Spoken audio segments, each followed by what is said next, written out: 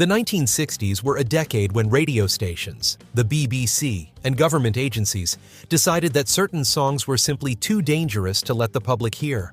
Some were banned for politics, some for sex, some for drug references, and at least one because the FBI spent 2 years investigating the lyrics and still couldn't figure out what was being said.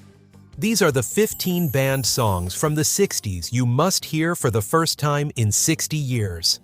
Number 15. Tell Laura I Love Her by Ray Peterson. Tell Laura I love her.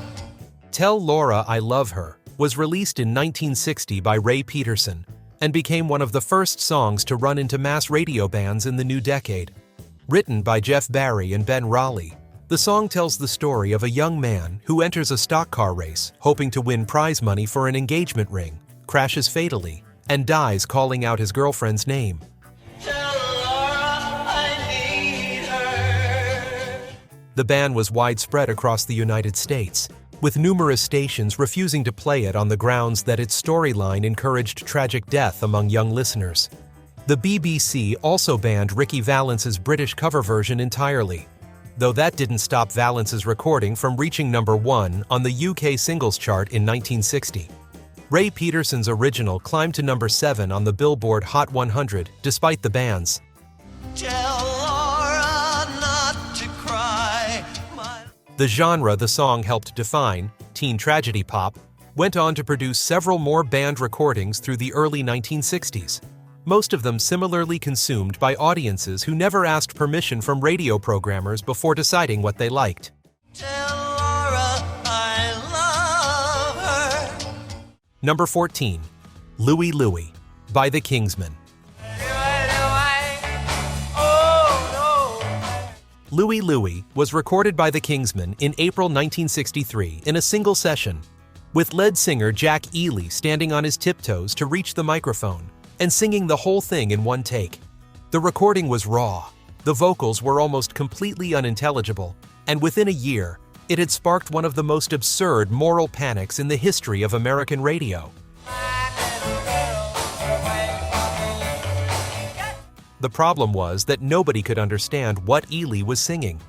The original song, written by Richard Berry in 1955 and recorded by him in 1956, had perfectly innocent lyrics about a Jamaican sailor missing his girlfriend. But in the Kingsmen's version, the slurred delivery opened up an interpretive vacuum that certain listeners filled with imagined obscenities.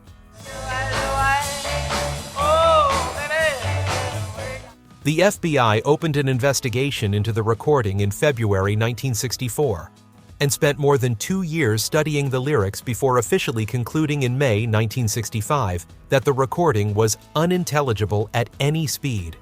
Despite that finding, the agency's report noted they had been unable to determine whether the song was or was not obscene, which is perhaps the most bureaucratic outcome possible. Multiple radio stations banned it regardless.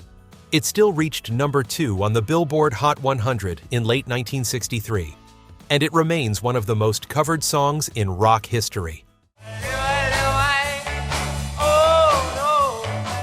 Number 13. Puff the Magic Dragon by Peter, Paul, and Mary.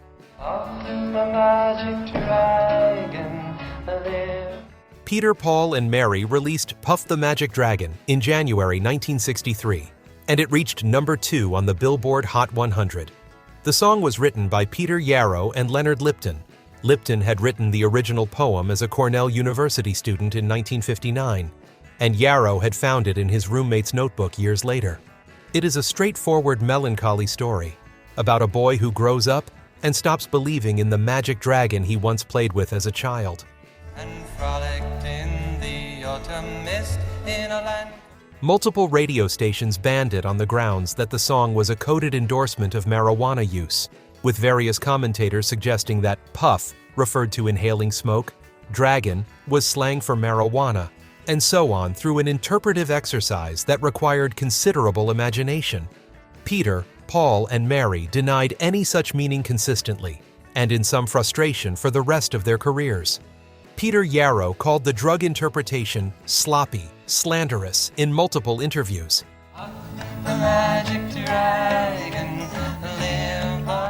The song was also banned in various Asian markets, including Singapore and Hong Kong, during the 1960s, for the same alleged drug associations.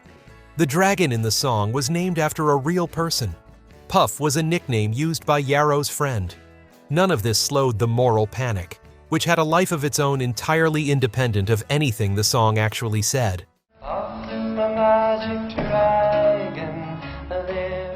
Number 12. The House of the Rising Sun by The Animals.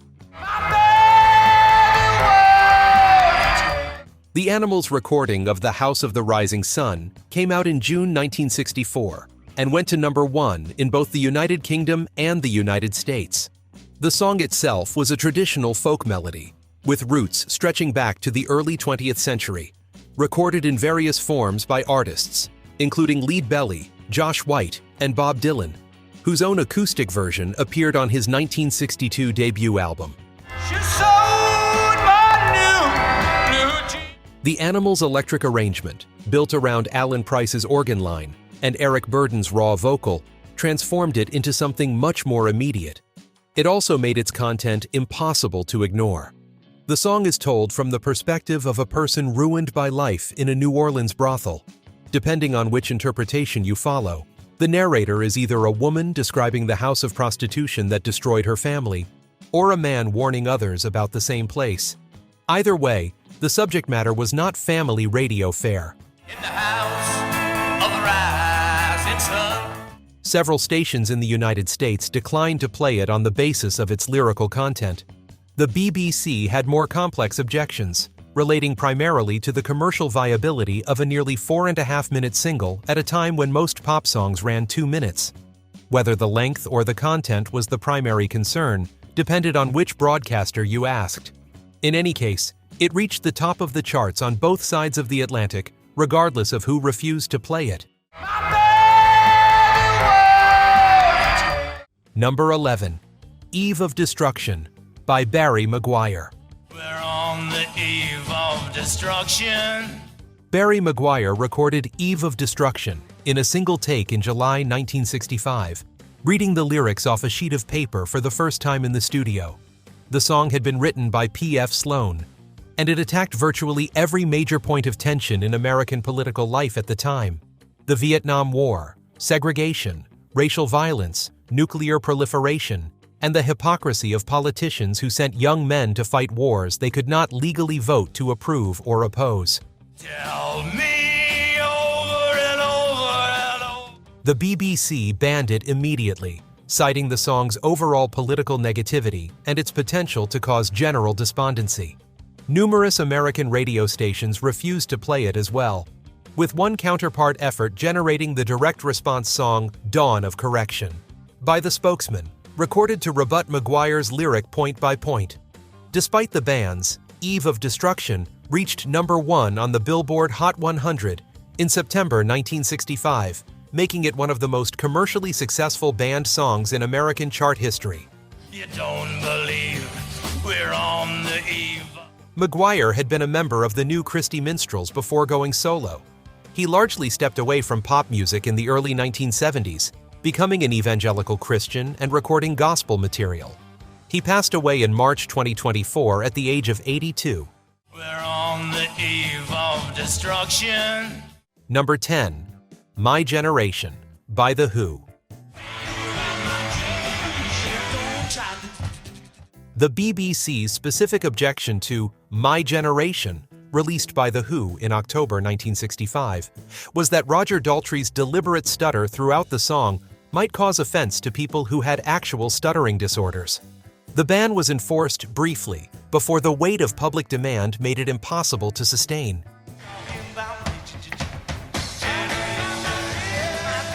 The song climbed to number 2 on the UK singles chart, the highest position the band would ever achieve in their home country, despite the BBC's position. In the United States, it reached only number 74, in part because American radio programmers had their own reservations about the song's confrontational tone, though the specific stutter objection was largely a British concern.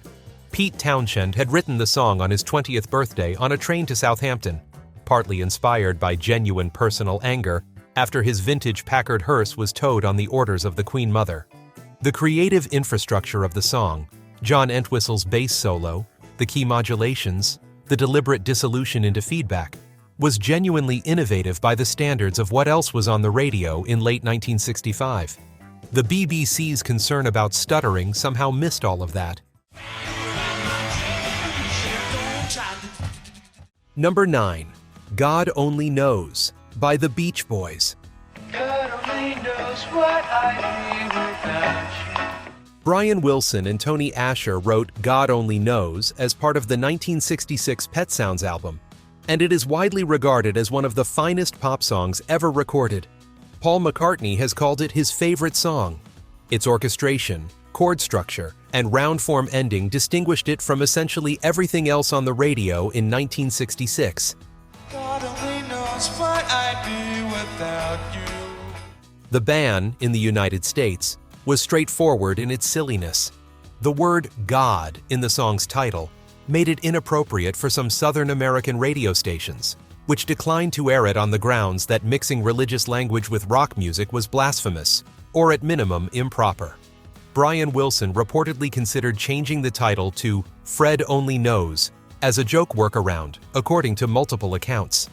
The song reached number 2 in the UK and number 39 on the Billboard Hot 100, a significantly weaker American showing than the UK, in part because of the radio reluctance.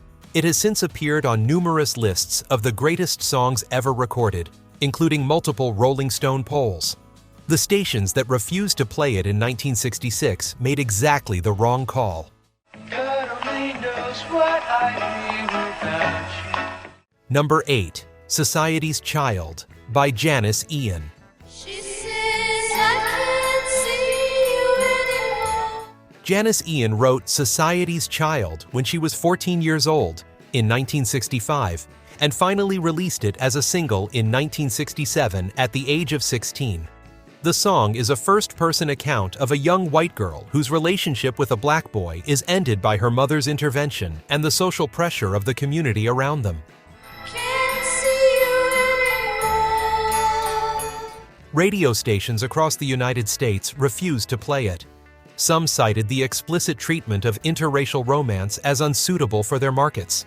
Others expressed concern that the singer herself was too young to be addressing such a topic. The song was turned down by over 20 labels before Verve Records finally released it.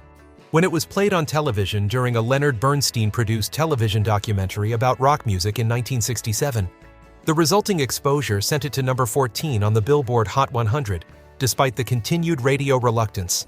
Ian received death threats, and venues where she was scheduled to perform received bomb threats. A song written by a 14-year-old, recorded at 16, addressing a subject that large portions of the American radio industry considered too dangerous to broadcast, went on to win Ian a Grammy Award years later and become one of the songs most associated with the social upheaval of the late 1960s. She says I can't see you anymore. Number 7. Let's Spend the Night Together by the Rolling Stones. The Rolling Stones released Let's Spend the Night Together in January 1967, and it was banned by the BBC essentially from release. The title was considered self-evidently explicit. The BBC's position was that the song's intent was unmistakable and unsuitable for broadcast. Let's spend the night together now. American television provided the more memorable moment.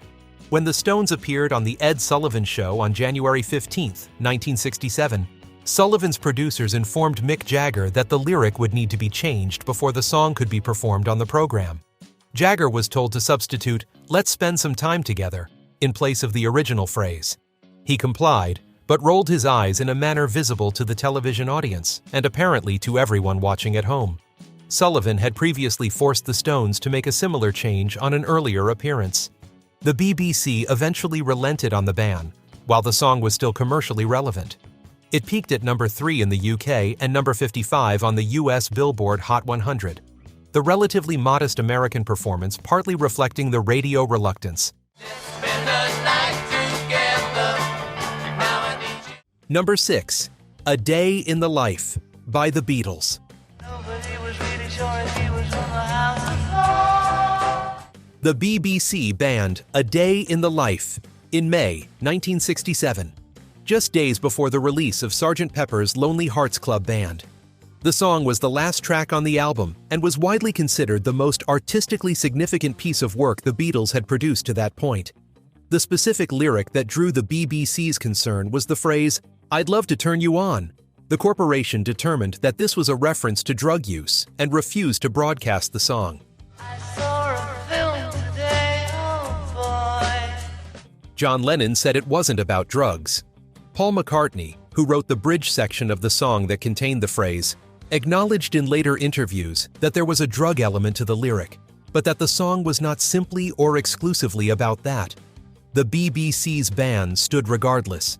The orchestral crescendo that builds through the final minutes of the recording, an enormous mass of strings, brass, and woodwinds recorded in a single session with musicians allowed to improvise their way from the lowest note to the highest on their instruments, was the work of producer George Martin. The final piano chord, which sustains for more than 40 seconds, was produced by 3 pianos played simultaneously. The BBC kept all of this off the air in 1967. The song is now regularly cited as one of the greatest recordings ever made. Nobody was really sure if he was from the house before. Number 5. Light My Fire by The Doors. Come on, baby, light my fire. The Doors released Light My Fire as a single in April 1967, in an edited version that removed the extended organ and guitar solos that made up a significant portion of the album track. Even the edited single raised concerns at some radio stations about the song's sexual connotations, though the BBC never issued a formal ban. Come on, baby, light my fire. The American television moment came when The Doors appeared on The Ed Sullivan Show on September 17, 1967. Sullivan's producers, like those who had dealt with the Rolling Stones earlier that year, asked the band to change one word of the lyric they considered too suggestive. Jim Morrison agreed, and then delivered the original line anyway during the live broadcast. Sullivan did not invite the Doors back. Morrison said afterward that once they were going to play on live television, there was no real mechanism to stop him. The song spent 3 weeks at number 1 on the Billboard Hot 100 in the summer of 1967. Robbie Krieger, who wrote the song at the age of 20 after Doors frontman Jim Morrison challenged each member of the band to write a song with universal themes, received one of the most commercially valuable writing credits in the history of rock music as a result. Come on, baby, light my fire. Number 4. Lucy in the Sky with Diamonds by the Beatles.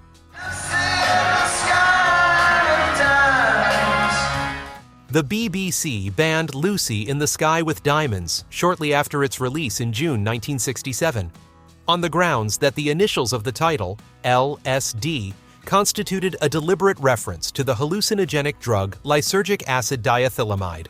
John Lennon maintained consistently that the song's title came from a drawing his son Julian made at school and brought home, a drawing of a classmate named Lucy O'Donnell surrounded by stars. Julian Lennon has confirmed this version of events in numerous interviews.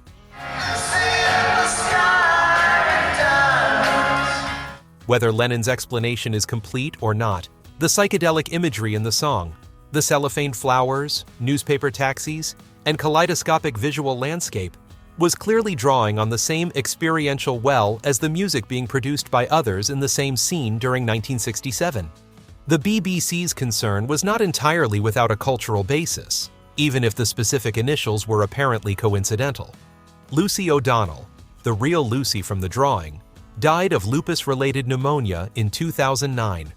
Julian Lennon, who had largely lost touch with her over the decades, attended her funeral after learning of her illness. Number 3. Street Fighting Man by the Rolling Stones.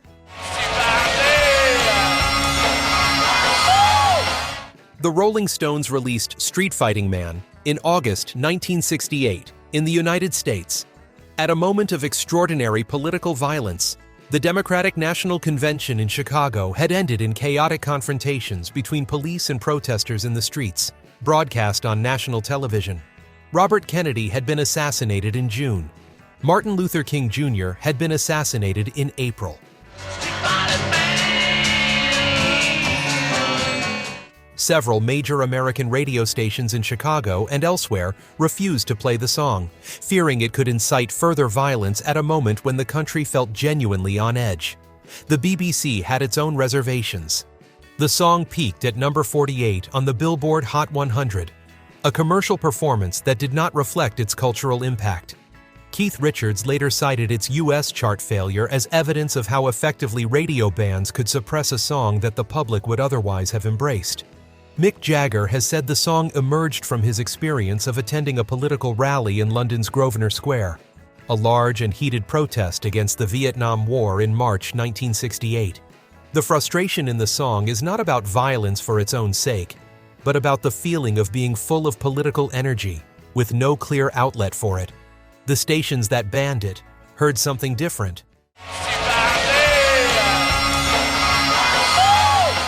Number 2. The Ballad of John and Yoko by the Beatles.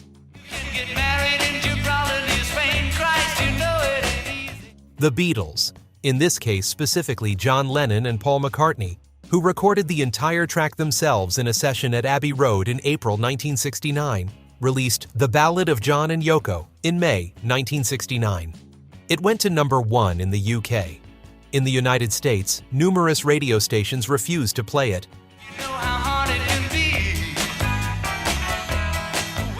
The BBC's concern was a lyric that referenced the crucifixion of Christ in a casual, conversational context. The song is a wry travelogue of Lennon and Yoko Ono's attempts to get married in Paris and Amsterdam, but one line made a comparison between the difficulty of their situation and Christ's suffering on the cross. Many American stations similarly found the lyric blasphemous or inappropriate. George Harrison and Ringo Starr were not involved in the recording session, both being unavailable when Lennon wanted to move quickly. McCartney played drums and bass. Lennon played guitar and sang lead vocal. The resulting single became the last Beatles number 1 in the United Kingdom. The radio stations in the United States that refused to play it contributed to its considerably lower American chart showing. It peaked at number 8 on the Billboard Hot 100. Number 1. Je t'aime, moi non plus, by Serge Gainsbourg and Jane Birkin.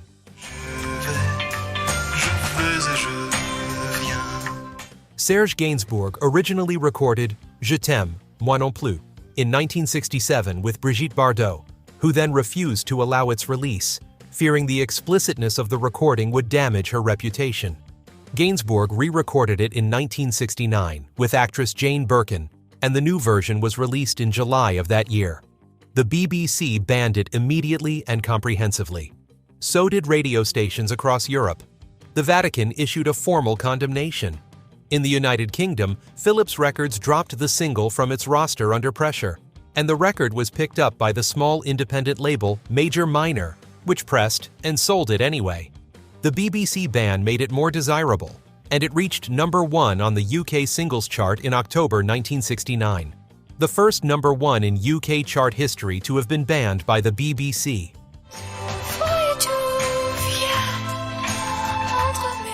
In France, the song was not legally banned, but was informally suppressed by major radio stations. In Italy, it was formally banned. In Spain, it was banned entirely during the Franco regime. In various countries, versions were played only late at night or not at all. Gainsbourg wrote and produced the song in a whispered bedroom register that left nothing to interpretation.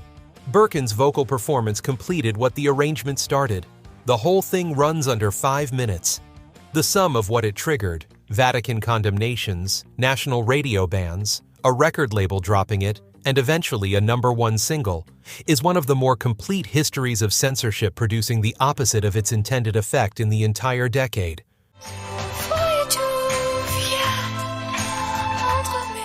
Radio bans rarely did what the people imposing them intended. In most of these cases, the ban was the story, and the story was what sold the record. If any of these brought back a memory, or if you're genuinely hearing one of them for the first time, drop it in the comments. Hit like and subscribe. There's a lot more where this came from.